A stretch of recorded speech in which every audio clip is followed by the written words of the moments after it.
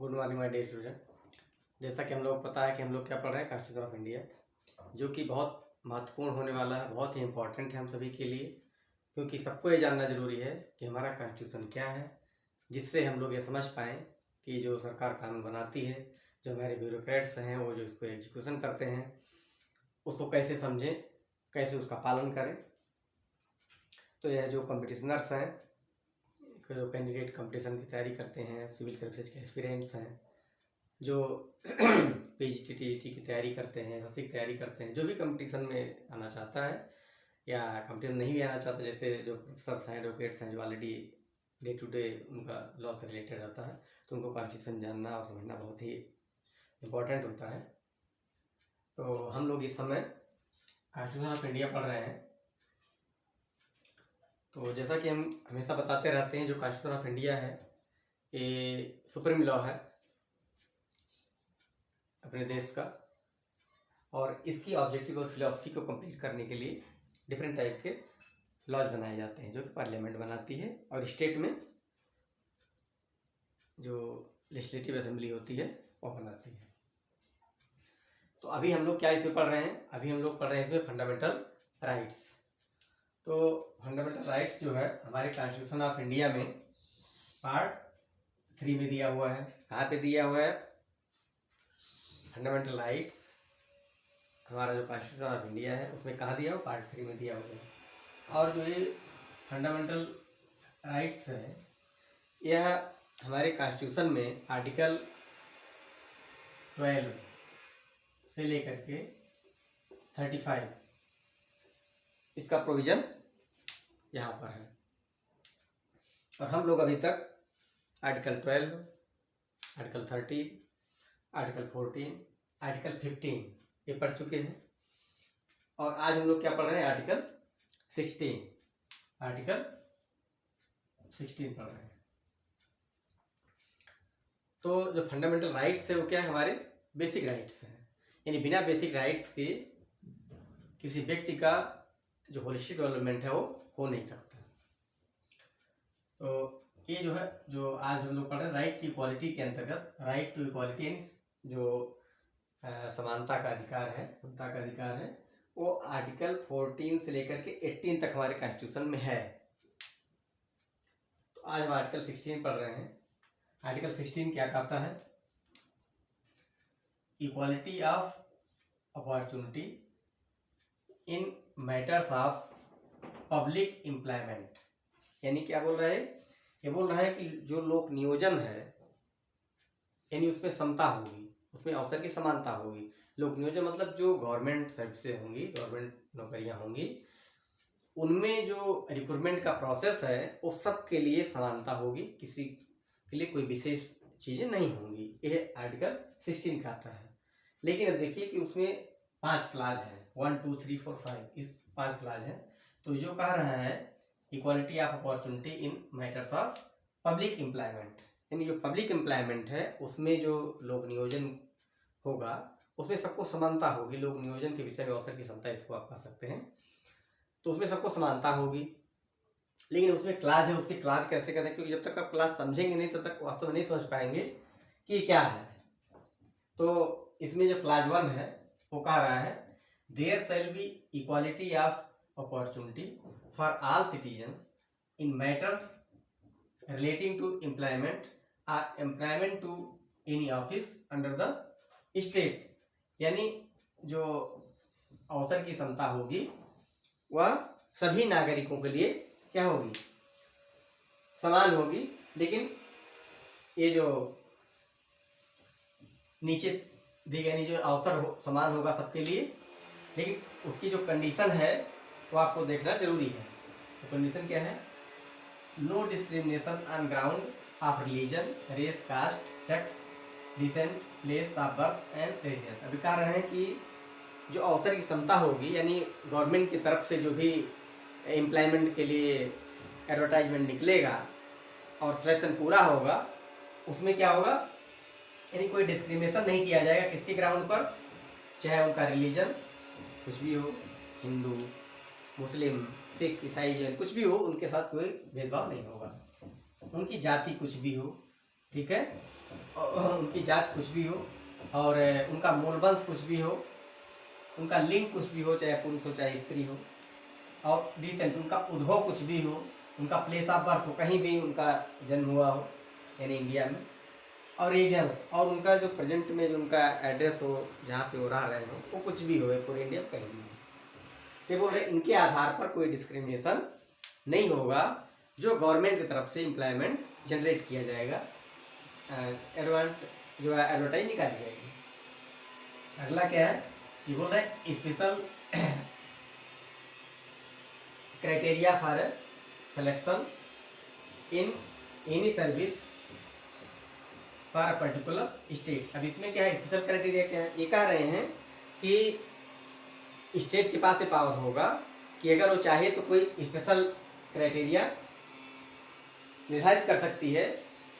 Special criteria क्या है जो निर्धारित कर सकती है, स्पेशल क्राइटेरिया निर्धारित कर सकती है कि जो फला राज्य है, जैसे कोई पहाड़ी राज्य है, जम्मू कश्मीर या कोई इस तरह से कोई ऐसा राज्य है जहाँ पे उसके इन्वायरमेंट के अनुसार, उनके डेमोग्राफी के अनुसार यह ज़रूरत है कि वहाँ के लोगों को उसमें शामिल किया जाए और वो ज़्यादा सूटेबल होंगे वहाँ की सर्विस के लिए, तो उसमें प्रोविजन करने के लिए राज्य कर सकता है। और उसके लिए अनिवार्य यानी ये चीज़ जो आर्टिकल 16 है वो रोकेगा नहीं कि स्पेशल क्राइटेरिया निर्धारित करे सरकार, और वहाँ के जिससे वहाँ के जो लोकल लोग हैं वहाँ उनको प्रायोरिटी मिले जॉब में।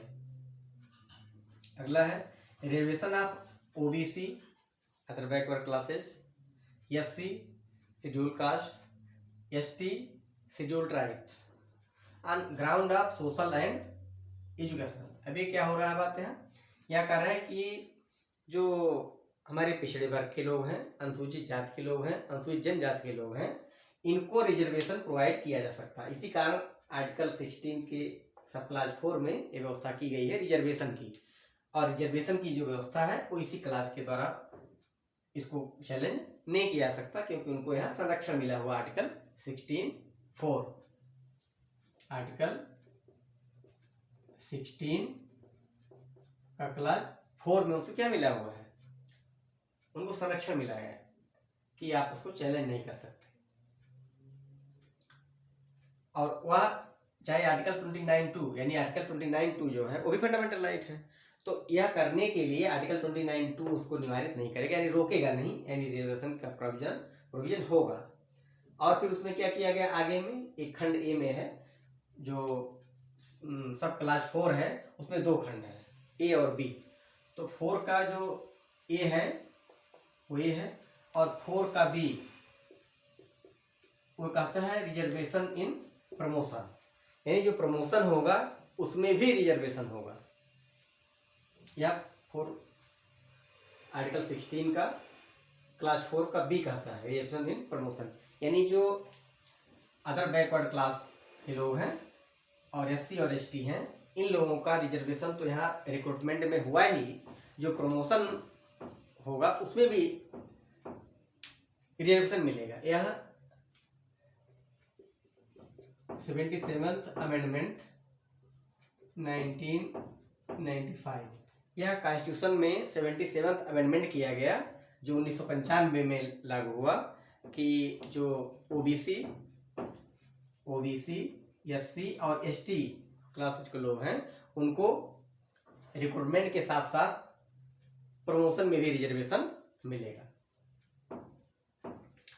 उसके बाद सब क्लास 5 है रिलीजियन, जो रिलीजियस कुछ इंस्टीट्यूट है या कोई कम्युनिटी है, तो रिलीजन के आधार पे religious appointment for a particular community, particular community के लिए, जैसे उनका कोई जैसे मंदिर है, मस्जिद है, गुरुद्वारा है या ऐसा है, तो वहाँ कहा गया कि वहाँ का ऑफिशियल होंगे, जैसे ग्रंथी हैं गुरुद्वारा में, पुजारी हैं मंदिर में, और मौलवी मुल्ला है मस्जिद में। तो जो पर्टिकुलर उनका ऐसा स्थान है, ऐसा कोई संगठन है, संस्था है, तो यहाँ कहा गया है कि वहाँ का जो स्पेसिफिक व्यक्ति होगा उसका उसी को नियुक्त किया जाएगा, ये भी अधिकार उनको रहेगा, यानी स्टेट उसमें कोई हिंड्रेंस नहीं करेगा, कोई इसमें हिंड्रेंस नहीं करेगा, यानी वैसा कर सकते हैं। ये आर्टिकल 16 का सब क्लॉज 5 में है कि कोई भी अगर ऐसी कम्युनिटी है, कोई ऐसी संस्था है, तो वहाँ पर जिस कम्युनिटी से वो बिलोंग करती है वहाँ के ही व्यक्ति, उसी कम्युनिटी के लोग ही वहाँ पे वह काम करेंगे, तो उससे निवारित नहीं करती, यानी डिस्क्रिमिनेशन नहीं करती, उसको रोक नहीं करती है। इसका प्रोविजन 16 के सब क्लॉज 5 में है कि वहाँ इनका अमेंडमेंट किया जा सकता है। जैसे मंदिर है ब्राह्मण और मस्जिद है तो उसमें मुल्ला मौलवी, और गुरुद्वारा उसमें ग्रंथी, या जो भी और उनको नाम से जानते होंगे। तो इस तरह से प्रोविजन किया गया है। तो वास्तव में जो कॉन्स्टिट्यूशन ऑफ इंडिया है वह पूरे विश्व का सबसे बड़ा संविधान है और बृहद रूप से इसमें बहुत अच्छी चीज़ें जो भारत ने विश्व के अनेक देशों से के संविधानों से जो बहुत अच्छी चीज़ें थी वह समाहित किया है। उसमें बहुत अच्छी चीज़ें हैं। उसका ऑब्जेक्टिव और फिलॉसफी ही बहुत सुंदर है और बहुत इम्पोर्टेंट है हम सबको जानने के लिए कि किस तरीके से जो है इसमें कहाँ कहाँ क्या प्रोविजन किया गया है, और जब हम उसको समझे जाने तो उसको बार बार उसको देखें भी, सुने भी, समझे भी। और आप अगर रेगुलर जो है, मेरा सजेशन है कि एक बार आप चाहें तो आप रेगुलर पेपर पढ़ सकते हैं। पेपर पढ़ेंगे तो आपको और समझ में आएगा कि क्या क्या चीज़ें यहाँ कैसे हैं। तो वहाँ क्या होता है, कोई ना कोई घटनाएं होती रहती हैं और हर घटना किसी न किसी राइट और ड्यूटी से ही एसोसिएट होती है, क्योंकि इस जीवन में जो है पूरी समस्या ही, पूरा काम ही, पूरे कार्यप्रणाली ही, जो पूरा सिस्टम है, इकोसिस्टम ही, वो केवल राइट और ड्यूटी पर ही चल रहा है। कोई कहता है मेरा राइट है, कोई कहता है नहीं मेरा राइट है, वो कहता है नहीं ये आपकी ड्यूटी है, मेरा राइट। तो राइट और ड्यूटी, वास्तव में राइट और ड्यूटी कोई अलग चीज़ें नहीं, एक ही सिक्के के दो पहलू हैं। क्योंकि जब आप कुछ ड्यूटी करते हो तभी आपका राइट जनरेट होता है, और जब राइट जनरेट होता है तो उसको सिक्योर करने के लिए आप ड्यूटी फिर करते हो। तो राइट और ड्यूटी दोनों को अलग नहीं किया सकता। अगर कोई व्यक्ति कहे नहीं मेरा राइट है और मेरी ड्यूटी नहीं है, तो ऐसा असंभव है, क्योंकि बिना ड्यूटी के राइट आता ही नहीं है। तो ये फंडामेंटल राइट्स है, और ऐसे जो है ग्रेजुअली हम लोग करेंगे, पढ़ेंगे, और धीरे धीरे करके हम लोग पूरा कॉन्स्टिट्यूशन ऑफ इंडिया पढ़ेंगे, और फिर पॉलिटिकल साइंस, इंटरनेशनल रिलेशन, सारी चीज़, और एक एक करके हम लोग धीरे धीरे पढ़ना शुरू करेंगे। और पढ़ाई शुरू कर दी है। जैसे जैसे समय मिलेगा मैं कोशिश करूँगा कि बहुत जल्द जो है आपके पास वीडियो आती रहे, जिससे आप जो है इसका लाभ उठाते रहें। और बार बार मैं ये कहता हूँ कि जो भी जानकारी आपको मिले, ये बहुत ज़रूरी है कि आपको ऑथेंटिक जानकारी मिले, क्योंकि जीवन बहुत छोटा है। इस जीवन में गलती करके सीखने के लिए अवसर बहुत कम है, इसलिए जो लोग गलतियाँ किए हैं उनसे सीख लेकर के, किसी का हिस्ट्री क्यों पढ़ाया जाता है। आजकल जो हजारों 15 साल 200 साल उत्तर वैदिक काल, ऋग वैदिक काल इतिहास पढ़ने की क्या जरूरत है। क्योंकि जो चीज़ें उन्होंने किया है, जो अच्छाइयाँ, उसको हम एक्सेप्ट कर लें, उससे आगे बढ़ें। क्योंकि गलती करके सीखें ऐसा बहुत कम समय मिलता है, समय इतना नहीं है। तो कोई गलती किया है उससे सीख लीजिए, ज्ञान लीजिए और आगे बढ़ जाइए। तो इसीलिए इतिहास पढ़ाया जाता है। तो इसलिए बहुत ज़रूरी है कि जो आप सीखें, जाने, वो बहुत ऑथेंटिक चीज़ जाने, ऑथेंटिक जाने, जिससे जो है वो आपके काम आए। क्योंकि जब तक एक सही चीज़ जानेंगे नहीं, उसका लाभ नहीं मिलेगा, और जानेंगे भी अगर उसका पालन करेंगे तब भी लाभ नहीं मिलेगा। तो दोनों चीज़ें करना है, आपको जानना भी है, उसका पालन भी करना है। तो मुझे लगता है ये आपको समझ में आ गया होगा पूरी चीज़ें, और आज यहीं तक, और फिर जो है हम जल्द ही नेक्स्ट वीडियो मिलेंगे। Okay, thank you.